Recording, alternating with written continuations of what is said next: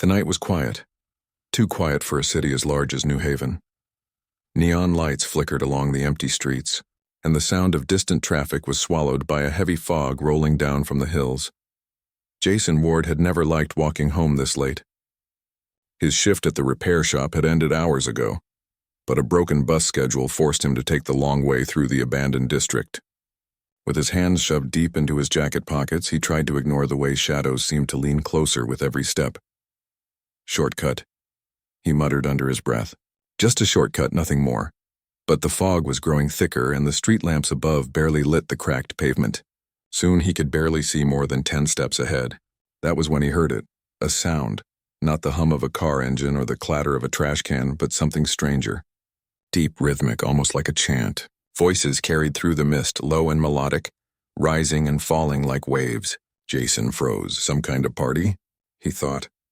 But the voices didn't sound like laughter or music. They sounded solemn, ancient, almost holy. Curiosity pulled at him harder than caution. He followed the sound, weaving between alleyways until he found a tall iron gate hidden behind vines. It was slightly open, a dim orange glow leaking through the cracks. Against his better judgment, Jason pushed the gate and stepped inside. The courtyard beyond looked nothing like the ruined city outside. A circle of tall black stone pillars surrounded a marble floor polished so perfectly that the torchlight shimmered across it. In the center, rows of cloaked figures stood silent, their hoods hiding pale, sharp faces. A wedding. Jason realized it almost at once. The figures were arranged in 2 lines facing each other, with an aisle stretching between them. At the far end, a platform rose above the crowd. Upon it stood a tall, silver-haired priest with skin so white it almost glowed. His voice was the chant Jason had heard, deep and ancient, rolling like thunder through the fog. Beside him stood a woman. No, not just a woman. Jason's breath caught in his chest. She was tall, elegant, and terrifyingly beautiful. Her skin shimmered faintly in the firelight as though touched by starlight. Her eyes were a piercing shade of crimson, glowing faintly against the fog, and when she smiled, he saw teeth, long, sharp, unmistakably fanged. Jason's legs refused to move. He had stumbled into something he should never have seen. The priest raised a hand and the chanting stopped. Dozens of eyes turned at once. Dozens of glowing, red, alien eyes. Jason's heart slammed against his ribs. He tried to back away, but his heel caught on the marble floor and he stumbled forward. His movement echoed like thunder in the silence. The woman's eyes locked onto his. For a moment he thought he saw anger, then to curiosity. The priest spoke again, his voice carrying like rolling drums. "The groom has arrived." Jason froze. "What?" The cloaked figures bowed their heads as one. The woman's smile widened, sharp teeth flashing. Jason shook his head, panic rising in his throat. "Wait, no, I'm not." 2 tall guards stepped from the shadows. Their armor gleamed black like obsidian, and their faces were pale and sharp like the others. Before Jason could run, they seized his arms, pulling him forward with inhuman strength. "No," Jason shouted, struggling. "You've got the wrong guy." But the priest only raised his voice louder, his words echoing across the courtyard. "On this night beneath the moons of Vera, the bond shall be sealed. Flesh to flesh, blood to blood, mortal to eternal." Jason's mind spun. Vera? What was that? Where was he? The bride stepped down from the platform. Her gown shimmered with strange silver patterns that shifted like living smoke. As she approached, Jason could see faint alien markings across her skin, glowing faintly beneath the surface. She was not human, not even close, and yet she was breathtaking. Her eyes never left his as she came to stand before him. The guards forced Jason to his knees. The bride lifted her hand, long and elegant, and rested it beneath his chin, tilting his head up to meet her gaze. "Do not be afraid," she whispered. Her voice was like silk wrapped in thunder. "You were chosen." Jason's chest heaved with panic. "Chosen for what?" The priest answered for her. "For union. Tonight you become the groom to Lady Seraphine of House Dravora, bride of blood, keeper of stars." The crowd of cloaked figures hissed in approval. Jason's stomach twisted. He was trapped, surrounded, powerless. The bride leaned closer, her crimson eyes glowing brighter. "From this moment," she whispered, "your fate is mine." Jason's world tilted. The fog thickened, the torches roared higher, and the chanting rose once more, drowning out his desperate protests. And with that, the wedding began. Jason's head spun as the chanting filled the courtyard. The guards held him down, their grips like iron shackles. The bride, Lady Seraphine, stood so close he could feel her cold breath against his face. Her crimson eyes locked onto him with an intensity that made his skin crawl. This wasn't a joke. This wasn't a dream. He was really at a wedding, and somehow he was the groom. The priest lifted a silver chalice high into the air. Liquid shimmered inside, dark and thick like melted rubies. Jason's stomach churned when he realized what it was. Blood. The priest's voice rolled across the courtyard. Blood binds the flesh. Blood seals the vow. Drink and become one. Seraphine extended the chalice toward Jason. The guards forced his arm free just enough to push the cup into his hands. Jason shook his head violently. No way. I'm not drinking that. A hiss rippled through the crowd, dozens of fanged mouths opening at once. The sound was sharp like 1,000 snakes. Seraphine leaned down, her voice soft, almost gentle. If you refuse, she whispered, they will tear you apart before the moons fade. Drink and you will live. Drink and you will belong, Jason's pulse hammered. His choices were death or whatever this was. With shaking hands, he brought the chalice to his lips. The liquid was thick and warm, and the metallic taste burned down his throat. He gagged, nearly choking, but the guards forced him to swallow. The courtyard erupted with cheers, if they could be called cheers. The sound was sharp, high-pitched, and not at all human. Seraphine smiled, satisfied. She placed her cold hand against Jason's cheek, her long nails grazing his skin. Now, she said, you are mine. The guards released him, but Jason's legs felt weak. His chest burned where the blood slid down, and for a moment he thought he might collapse. But then something strange happened. His vision sharpened. The fog didn't look like fog anymore. He could see faint shapes hidden inside it, shadowy figures drifting just beyond the pillars. His ears caught whispers too far away to be natural. The torches burned brighter, and the bride's face seemed impossibly clear, every line and detail sharp as glass. What's happening to me? He gasped. The priest answered. You have tasted the blood of Vera, you are marked. Half of you remains mortal, but half now belongs to the eternal line. You are bound to Lady Seraphine until death unravels you both. Jason staggered back. No, this can't be real. But the changes inside him felt too real. His skin tingled, his heartbeat thundered, and his senses screamed with new strength. Seraphine's eyes gleamed with satisfaction. She turned to the crowd and lifted Jason's arm high, as though presenting him to her people.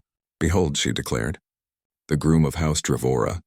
The cloaked figures bowed in unison, their voices rising again in alien chants. Jason's stomach twisted. Groom, husband, slave. He didn't even know what he was to them. The ceremony ended as quickly as it began. The priest gave a final blessing in a language Jason didn't understand. Then the torches dimmed. The figures began to drift back into the fog, vanishing like smoke until only the bride, Jason, and a few guards remained. Jason's voice cracked. You can't do this to me. I didn't agree to any of this. Seraphine's smile softened, but her eyes stayed sharp. You walked into our circle. The old laws bound you the moment you crossed the gate. Whether by fate or mistake, you belong to me now. I'm not some prize, Jason spat. Her expression shifted, a flicker of curiosity crossing her perfect features. You speak with fire, she said. Most mortals beg. You resist. I like that. Before Jason could reply, she snapped her fingers. The guards moved instantly, grabbing him by the arms. Bring him to the chambers, she commanded. They dragged Jason through a long stone hallway, deeper into the fortress that had been hidden behind the courtyard. The walls glowed faintly with silver veins, pulsing like living light. Strange symbols marked the doors, alien runes Jason couldn't read. Finally, they shoved him into a vast chamber lined with black marble and glowing crystals. At its center stood a high bed draped with red silk, like something out of a nightmare palace. Jason stumbled, his knees nearly buckling. The guards left him there and closed the heavy doors. Seraphine entered behind him, her gown trailing across the floor like smoke. She studied him in silence for a long moment, her crimson eyes never blinking. Jason swallowed hard. What do you want from me? Her lips curled into a smile. Everything. Jason's blood ran cold. But then softer, she added, You will learn, Jason Ward. You will learn what it means to stand at my side.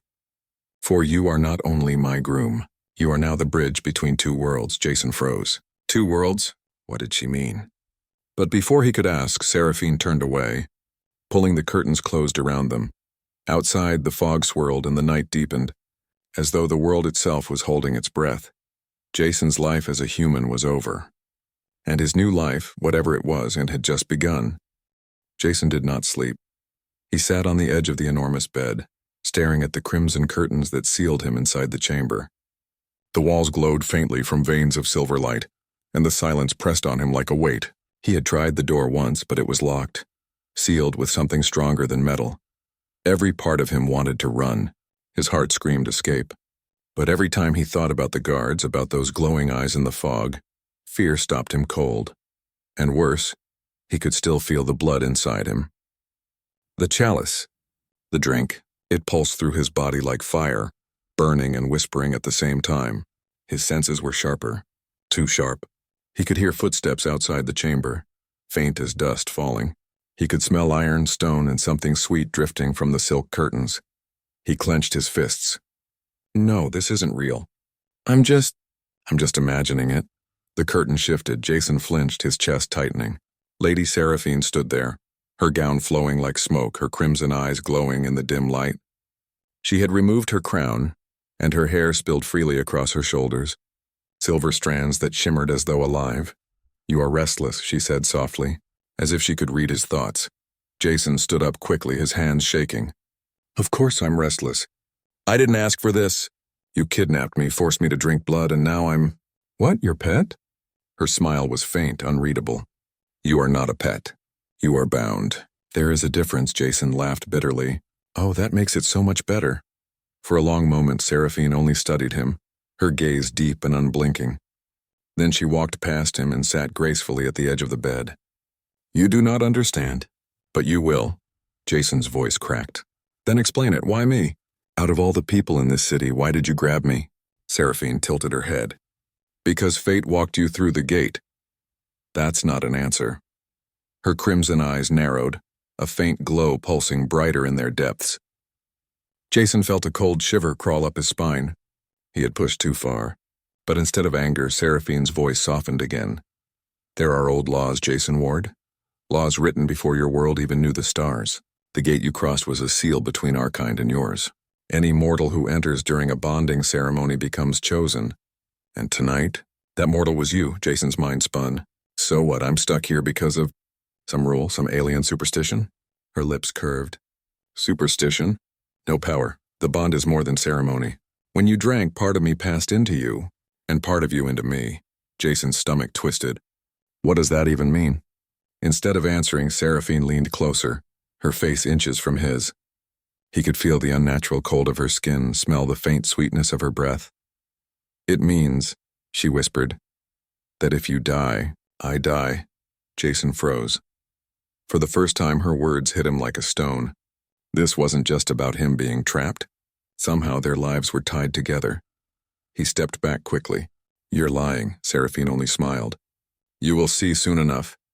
Before Jason could speak again, a loud boom echoed through the chamber doors. A guard's voice shouted from outside in a language Jason didn't understand.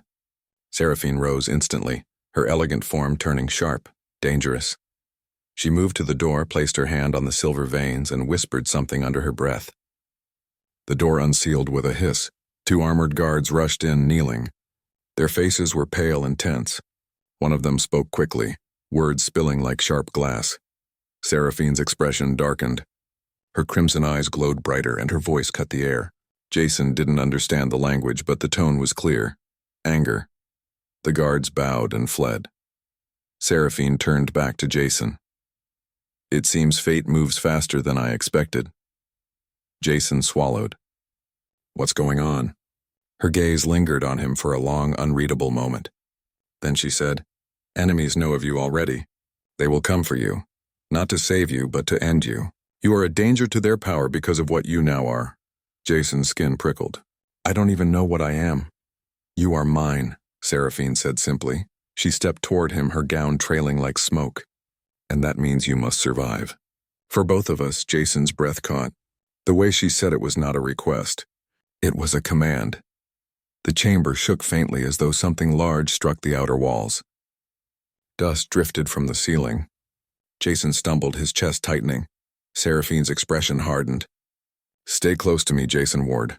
Tonight you will see why our kind are feared across the stars." The walls trembled again, louder this time. Somewhere beyond, the sound of battle rose. Steel against steel, screams that were not human, the hiss of creatures moving in the fog. Jason backed away, his pulse racing. He had no weapon, no plan, no idea what was happening. Seraphine's crimson eyes burned like fire in the dark. She held out her hand to him, her long nails catching the faint silver light. "Take my hand," she said, "or die alone." Jason stared at her, caught between fear and survival, and outside the fortress doors began to break. The fortress walls shook again, harder this time. Jason stumbled as dust rained down from the ceiling. Outside the chamber doors came the sound of claws scraping against stone, followed by a deep, echoing roar that chilled his blood. Jason's voice cracked. "What the hell was that?" Lady Seraphine didn't flinch. Her crimson eyes glowed brighter, her face cold and sharp. She turned to him, holding out her pale hand once more. "Take my hand, Jason, if you want to live." Jason hesitated only a second before grabbing it. Her skin was icy against his, but her grip was strong and unshaking. The chamber doors exploded inward. Shards of black stone flew across the room. Jason threw his arms up as dust and smoke filled the air. From the cloud stepped things. They were tall, hunched creatures with bone-white skin stretched tight over jagged muscles. Their mouths were wide and filled with rows of sharp teeth, dripping with thick saliva. Their eyes glowed yellow, burning like fire in the dark. Their claws scraped the floor as they moved. Jason's heart stopped. They weren't human. They weren't even the same as Seraphine's people. These things were worse. One hissed, the sound splitting the air like tearing metal. Jason stumbled back, panic exploding in his chest. "Oh, hell no. Oh, no, no, no." But Seraphine didn't move back. She stepped forward, her gown shifted as if alive, flowing into sharp black armor that wrapped across her chest and shoulders. Her nails grew longer, like curved blades. Her fangs bared as she hissed back at the creatures, her voice shaking the chamber. The monsters rushed. Seraphine struck first. She moved like lightning, faster than Jason's eyes could follow. One clawed beast leapt toward her, but she caught it by the throat and snapped its neck with one hand. Another lunged from the side, only to be sliced open by the razor edge of her nails. Jason's stomach flipped. She wasn't just dangerous. She was terrifying. But there were more, dozens more. They poured through the broken doors, snarling and clawing. The guards arrived, their obsidian armor flashing in the silver light. Swords clashed, screams echoed, and the chamber became a storm of blood and shadows. Jason pressed himself against the wall, frozen. His instincts screamed at him to run, but there was nowhere to go. The only path out was filled with monsters. A beast broke past the guards and lunged straight at him. Jason's chest seized and he couldn't move. The creature's yellow eyes locked onto him, its claws outstretched, and then Seraphine was there. She tore the monster apart in a spray of black blood, her crimson eyes blazing with fury. She turned on Jason, her face inches from his. "Move," she snarled. Jason's legs finally obeyed. He stumbled forward, ducking beneath a guard's blade as it split another beast in half. He ran blindly, following Seraphine as she carved a path through the chaos. They burst into a long hallway glowing with silver veins. More creatures swarmed at the far end, their roars shaking the stone. Seraphine shoved Jason behind her, spreading her arms wide. "Close your eyes," she commanded. Jason barely had time to obey before the air filled with a piercing scream. Seraphine unleashed a sound that wasn't human, a shriek so sharp it shattered the silver veins in the walls. Jason clapped his hands over his ears, his skull vibrating. When the sound ended, he opened his eyes again. The hallway was filled with corpses. Every monster lay broken, their heads split, their bodies twitching in silence. Jason stared at Seraphine in horror. What are you?" She turned, her fangs dripping black blood, her armor glistening like obsidian. Her crimson eyes burned into him. "I am your bride," she said. "And the last thing standing between you and death." Jason's throat tightened. He couldn't tell if that made him safer or more trapped. They pressed on, the fortress still shaking with battle. Distant screams echoed through the halls. Jason's sharpened senses picked up everything. The clash of steel, the hiss of creatures, the dripping of blood. They entered a vast chamber with a high ceiling. Broken pillars lay scattered, and the walls trembled with each impact. Guards fought desperately to hold the entrance, but the monsters kept coming, more than Jason could count. One of the guards shouted something to Seraphine. She snapped back in the same alien tongue, her voice fierce. Then she turned to Jason, her expression grim. "They came for you," she said. "They want to kill the groom before the bond is sealed completely." Jason's blood ran cold. "What bond? I thought it was already done." "Not yet," she answered. "You drank, yes. But the final seal requires—" Her eyes flickered across his neck, her fangs glinting. "More," Jason stumbled back. No way. "You're not biting me." Seraphine's voice hardened. "If I do not, they will succeed. The bond will remain weak. You will die, and so will I." The chamber shook violently as another wave of monsters crashed against the guards. Jason's head spun. His body screamed to run, but his mind knew there was no escape. Not from this. Seraphine stepped closer, her cold breath brushing his skin. "Choose," Jason warned, "my bite, or your death." Jason's pulse hammered. Around him, the fortress burned with chaos, and the monsters roared closer. And then he felt her hand on his neck, cold and steady, as her fangs drew nearer. Jason's back pressed against the cold stone wall. His pulse thundered in his ears as Seraphine's hand held his neck still. Her crimson eyes glowed, her fangs gleamed, and the sound of battle shook the fortress around them. "Do it and you'll kill me," Jason gasped. Her voice was sharp yet calm. "No, I will bind you. Only then will you survive." Jason's breath came fast and shallow. Every instinct screamed at him to fight, to shove her away, to run. But there was nowhere to go. The guards were losing ground. The creatures roared closer, and Seraphine's grip was unbreakable. Then her fangs sank into his skin. Jason cried out as white-hot fire shot through his veins. It was unlike anything he had ever felt. Pain and heat mixed with a strange icy numbness that spread from his neck to his chest, his arms, his very bones. His body convulsed, his fingers clawing at the wall. Seraphine drank deeply, her lips cold against his skin. Jason felt his strength drain away, his vision blurring at the edges. The world tilted, shadows stretching long and sharp. Then something else happened. The fire turned inward, reshaping him. His heartbeat thundered once, twice, and then slowed, each beat deeper, heavier, echoing in his ears. His senses exploded outward. He could hear every clash of metal, every hiss of breath, every drop of blood hitting the floor. The air was thick with scents he had never noticed. Iron, smoke, the sour stench of the monsters, and the sweet, almost intoxicating smell of Seraphine herself. Jason gasped, his hands gripping her shoulders as if to push her away. But instead, his fingers tightened. A strange hunger clawed at him, sharp and terrifying, a hunger that wasn't his own. His throat burned, dry and desperate. Seraphine pulled back at last. Her lips were stained red, her fangs gleaming. A line of black-silver blood shimmered on Jason's neck where she had bitten him. Her eyes locked on his. "It is done." Jason staggered forward, nearly collapsing. What did you do to me?" "You are bound now," she said, her voice low and firm. "Our lives are one. If you fall, I fall. If I die, you will too." Jason pressed his hand to his neck, his fingers trembling. His skin was cold, yet his chest burned with unnatural heat. His body felt both weak and stronger than ever before. The floor shook as another roar echoed through the fortress. A massive claw smashed through part of the chamber wall, spraying stone across the floor. A creature larger than the others forced its way inside. Its yellow eyes locked on Jason, but this time Jason didn't just see it, he felt it. He could sense its rage, its hunger, the beating of its heart like a drum inside his skull. Seraphine stepped forward to block him, but Jason shouted, "Wait!" The beast lunged, Tinos, and Jason moved. He didn't know how, but his body reacted faster than thought. He dropped low, the monster's claws slicing the air above him. His arm shot out, grabbing a broken spear from the floor. Without thinking, he drove it upward into the creature's chest. The spear sank deep. Black blood sprayed. The beast screeched and collapsed, thrashing before going still. Jason froze, staring at his own shaking hands. I killed it?" Seraphine's lips curved into a slow smile. "Yes, the bond has awakened you." Jason's stomach turned. His hands were sticky with blood, his body trembling. He hadn't even thought about what he was doing. He had just moved faster, stronger, deadlier than before. "No," Jason whispered.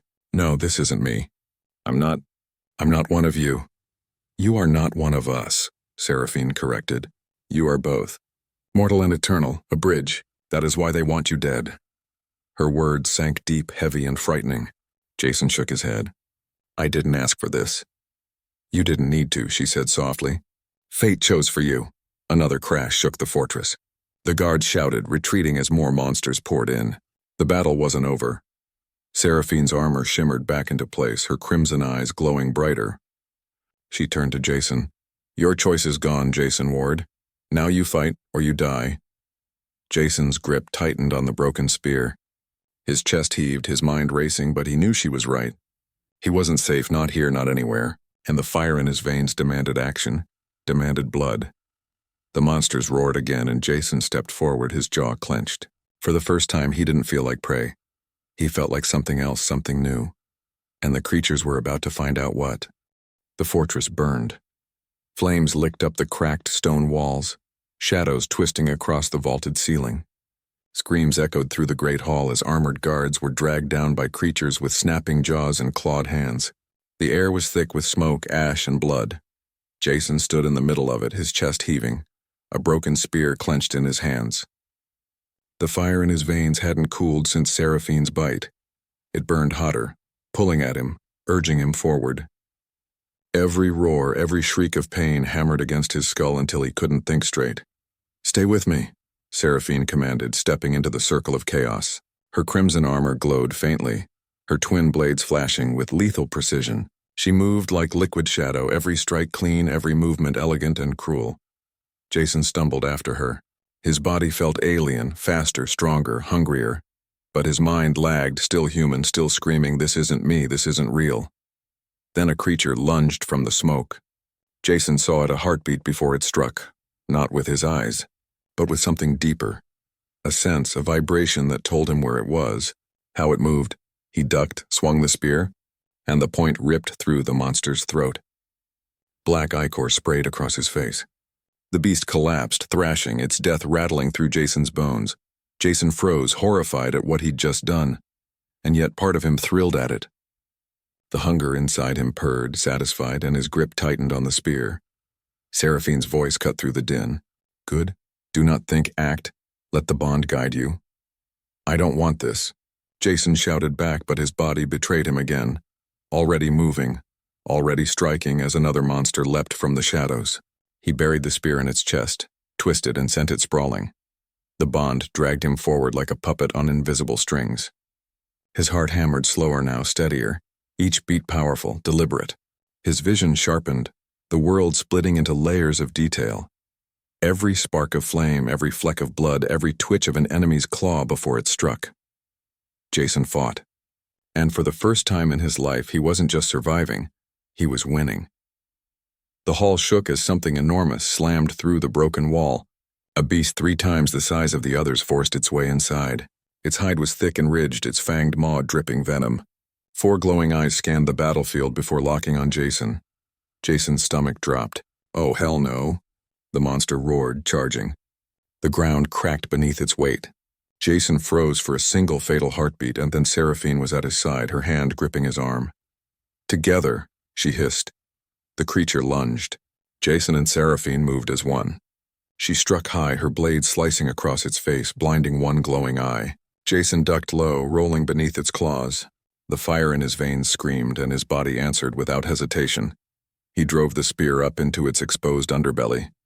The beast shrieked, its roar shaking the hall. Black ichor poured over Jason's arms, hot and foul. The spear snapped, but the monster staggered, collapsing to one knee. Finish it, Seraphine shouted. Jason didn't think. He leapt, his hands grabbing a fallen sword, and with strength that didn't feel human, he drove the blade down through the creature's skull. The monster convulsed once, then went still. Silence hung heavy for a breath, broken only by fire crackling and the distant clash of battle in the outer halls. Jason stood trembling, blood slick and gasping, the sword still buried in the beast. His chest heaved, his veins sang, and the hunger inside him howled for more. He felt alive, more alive than he'd ever felt in his human life.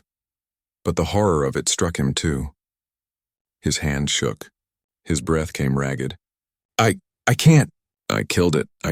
Seraphine turned to him, her pale face streaked with ash and blood.